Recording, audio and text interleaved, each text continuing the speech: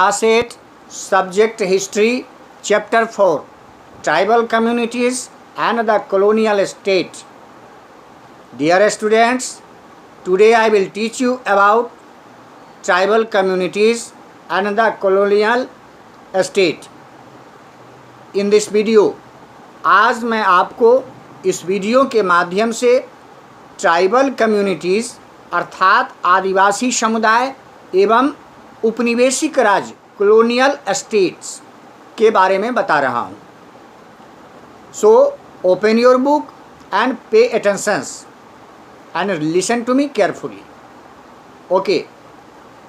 Some of the oldest tribal communities live in forest or move from one place to another place with their animals. Each community has its own customs and rituals.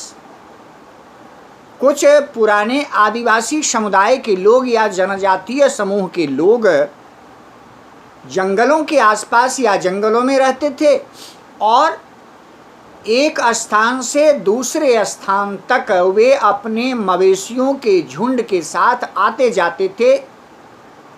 उनका अपना एक अलग रीति रिवाज और प्रथाएं होती थी. इसी क्रम में the tribal communities in India represents a wide range of people. Bharat में रहने वाले आदिवासी समुदायों का एक विस्तृत समूह पाया जाता है जिसके बारे में मैं आपको बता रहा हूँ. It is very difficult to define a tribe given the range of customs and rituals.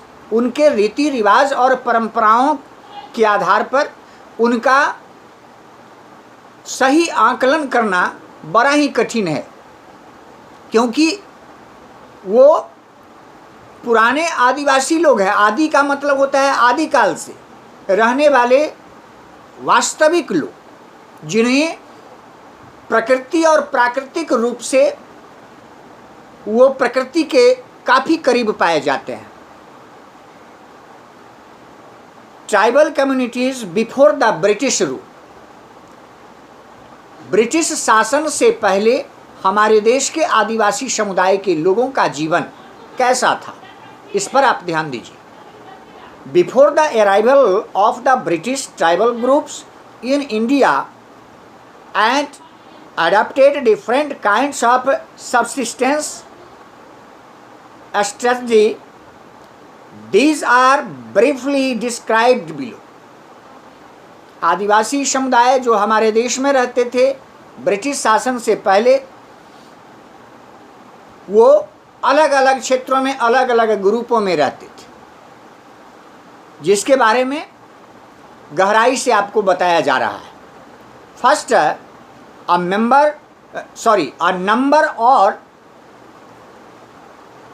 Number of tribal communities such as the Khonds of Orissa lived by hunting and gathering forest produce. Tribal community में उड़ीसा का खोंड एक ऐसी जनजाति है जो जंगलों में छोटे छोटे पशु पक्षियों का शिकार करना और वन उत्पादों को इकट्ठा करके उससे अपना जीवन यापन करना उनका मुख्य व्यवसाय है. Some of them also sold forest produce such as kusum and palash flowers to local weavers and leather workers who required these to color cloth and leather. इसमें कुछ समुदाय के लोग जंगल से कुछ फल फूल पलाश आदि के फूल को इकट्ठा करके रंग रोगन के रूप में उसको दूसरी जगह जो है वह बेचते थे और कपड़ों की रंगाई के लिए या चमड़ों की रंगाई के लिए उन प्राकृतिक फूलों के रंग का उपयोग किया जाता था. Many tribal groups such as one Gujars of the Punjab hills and the Lambadis of Andhra Pradesh were pastoralists. They lived by herding and rearing animals.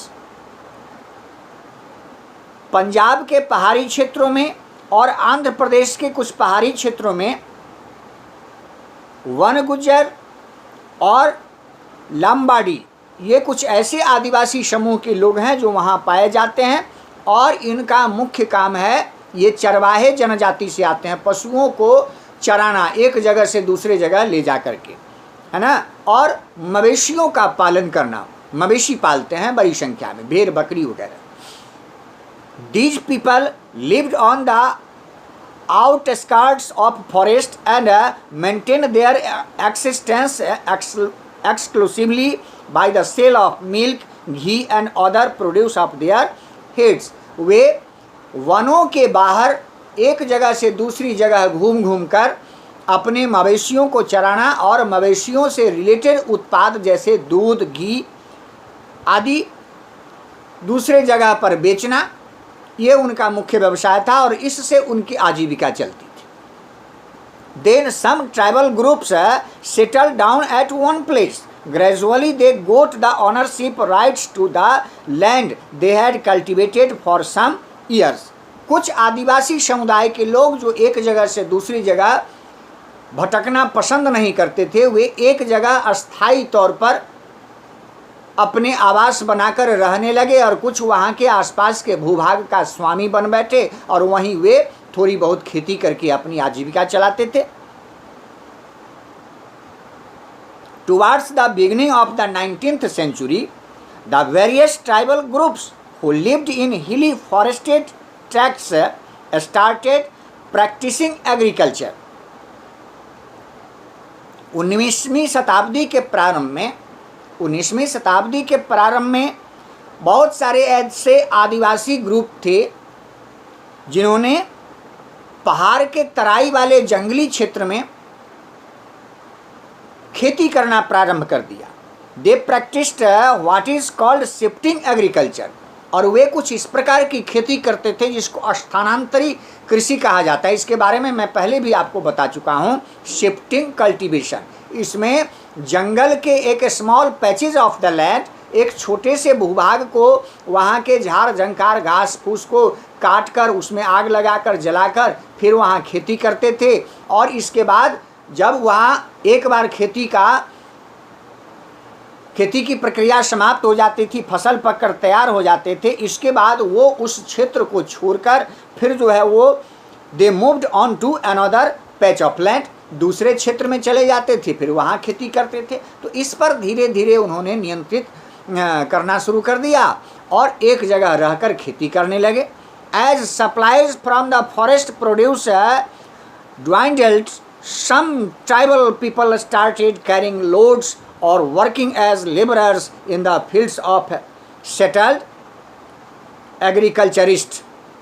जब औपनिवेशिक शासन का प्रारंभ हुआ, अर्थात ब्रिटिश हुकूमत ऐसे आदिवासियों की बहुत सारी गतिविधि पर रोक लगा दिया गया, प्रतिबंधित कर दिया गया, वन अधिनियम और कानून लागू कर दिया, जिसके कारण इनका जीवन संकट में पड़ गया और वे ऐसे आदिवासी समूह के लोग अपने पारंपरिक व्यवसाय पेशे को छोड़कर और अंग्रेजों के अधीन एक गुलाम बनकर या कह लीजिए कि बंधुआ मजदूरी के रूप में काम करने लगे और इस तरह से कृषि कार्यों में या बागानी कृषि में जो है वह उनको लगाया जाने लगा। कम मजदूरी पर काम करने के लिए वे विवश हो गए, है ना, और अपने पारंपरिक व्यवसाय को उन्होंने चेंज कर लिया। Then next points for you, impact of colonial rule on tribal life. जनजातियों के जीवन पर औपनिवेशिक शासन का प्रभाव, ब्रिटिश शासन का जनजातियों के जीवन पर क्या प्रभाव पड़ा, यह आप देखिए। Colonial rule threw a deep impact on the tribal societies of India. As the colonial rule expanded, the social and cultural life of these people underwent several changes.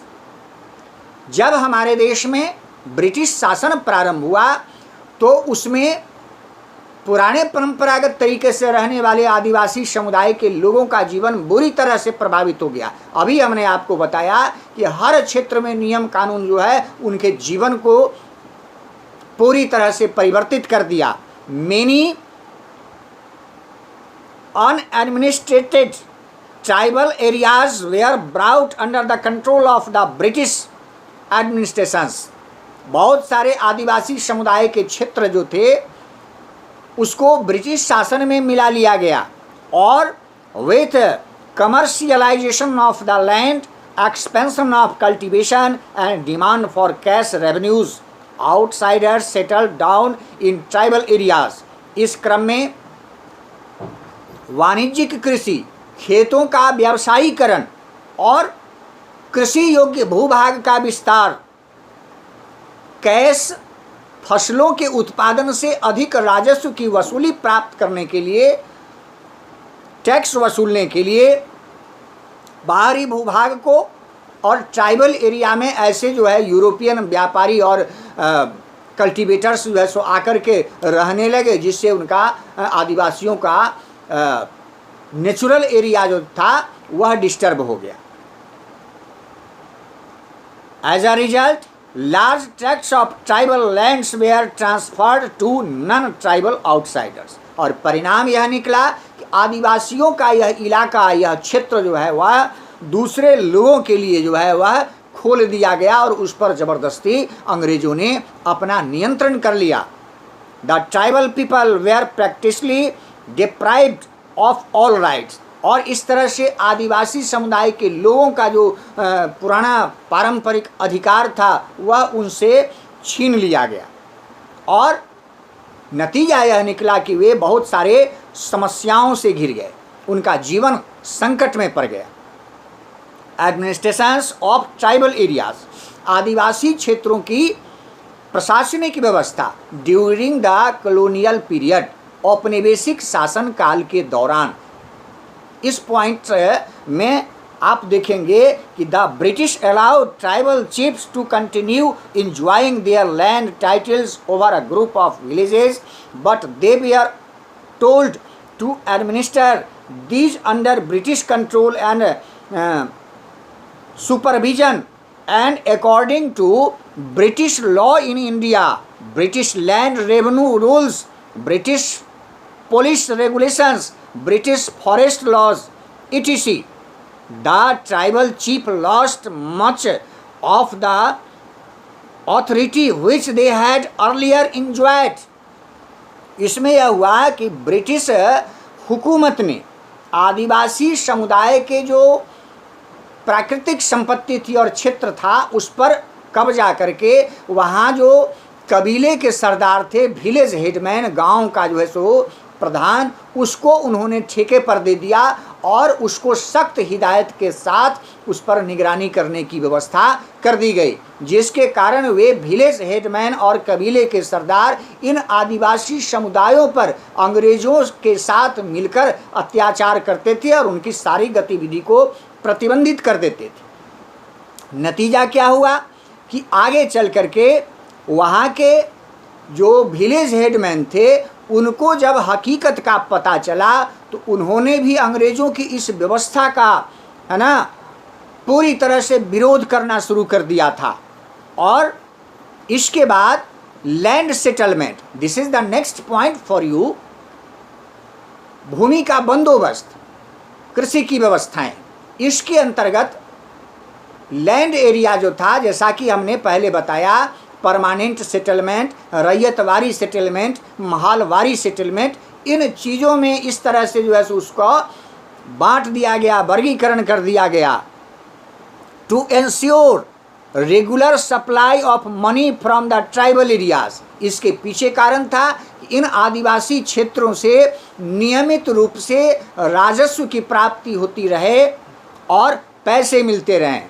The British introduced land settlements so they forced the tribes who practised shifting agriculture to settle down at one place. और इस क्रम में पहले जो आदिवासी स्थानांतरी कृषि को महत्व देते थे, एक जगह से दूसरी जगह घूम घूम कर खेती करते थे, उसको प्रतिबंधित कर दिया गया और एक ही जगह उनको खेती करने के लिए मजबूर किया गया. और वह भी अंग्रेज़ों के फ़ायदे के लिए. जो कमर्शियल क्रॉप्स होता था, है ना, चाय, कपास, इंडिगो, ये सब, जूट, रबर, इन चीज़ों की खेती करने के लिए उन्हें बाध्य किया जाने लगा. so that land under cultivation could be measured and revenue could be fixed। और इस तरह से वहाँ उन क्षेत्रों को प्रतिबंधित करके उसको मेजरमेंट किया गया और इसके बाद वहाँ टैक्स फिक्सेशन किया गया, है ना। और the tribal groups who practised shifting agriculture in northeast India as they found it difficult to stick to settled cultivation in hilly areas where water is scarce and land is dry। लेकिन इस क्रम में जब उनको एक जगह निश्चित तौर पर अस्थायी तौर पर खेती करने के लिए प्रतिबंधित किया गया तो उनको बहुत सारी कठिनाइयों का सामना करना पड़ा, क्योंकि पहाड़ के बहुत सारे ऐसे क्षेत्र थे जहाँ पानी की व्यवस्था नहीं थी और वहाँ का क्षेत्र बिल्कुल ड्राई रीजन था, है ना, शुष्क क्षेत्र था। इसके बाद नेक्स्ट पॉइंट है आपका the system of cash economy. अंग्रेजों के शासनकाल में विशेष रूप से इन आदिवासी समुदाय के लोगों को कैश क्रॉप्स प्रोडक्शन के लिए बाध्य किया जाने लगा, नकदी फसलों के लिए। The colonial rule introduced cash economy in the tribal areas। As a result, group of merchants, middlemen and money lenders settled down in tribal area। They were called diku, which meant alliance or outsiders। वहाँ उन क्षेत्रों में व्यावसायिक खेती करने के लिए कुछ बिचौलिए, है ना, और कर्जदार, सेठ साहूकार, मनी लेंडर्स आदि को और दलालों को वहां आने के लिए आदिवासी क्षेत्र में बाध्य किया जाने लगा, जिसके कारण आदिवासियों का पुराना प्राकृतिक क्षेत्र जो है वह डिस्टर्ब हो गया। The British also introduced plantation agriculture to ensure regular supply of raw materials for their industries in England. और सबसे बड़ी बात थी, इसके पीछे कारण यह था कि ब्रिटिश हुकूमत ने इन बाहरी लोगों को ऐसे क्षेत्रों में आने के लिए प्रोत्साहित किया, क्योंकि वहाँ से बड़े पैमाने पर कच्चे माल को इंग्लैंड के औद्योगिक क्षेत्र में भेजने के लिए, है ना, जरूरी था। और ये कच्चे माल इन क्षेत्रों से उन्हें प्राप्त होता था और इससे उन्हें राजस्व और की भी प्राप्ति होती थी और ढेर सारा बेनिफिट भी प्राप्त होता था। The poor and landless people of the tribal communities had to work as laborers on these lands where they were paid low wages। They often had to take money from the money lenders at a high rate of interest, thus their conditions became miserable। और इस तरह से ये गरीब लोग वहाँ जो होते थे, जब उनको खेती करने के लिए बाध्य किया गया तो वे वहाँ सेठ साहूकार और कर्जदारों से कर्ज लेते थे, लोन लेते थे ऊंचे ब्याज दर पर में। और स्थिति ऐसी होती थी कि एक बार कर्ज लेने के बाद दोबारा चुकाने में वे सक्षम नहीं होते थे और उनकी स्थिति दिन प्रतिदिन बदतर होती चली गई थी, है ना। तो आज इस वीडियो में टोटल इतना ही। इसके बाद सेकेंड वीडियो में मैं आपको बताऊंगा British forest law. I will tell you about British forest law and tribal responses, Santhal revolts, the Munda and Birsa revolts, etc। आज के लिए बस इतना ही। Thank you.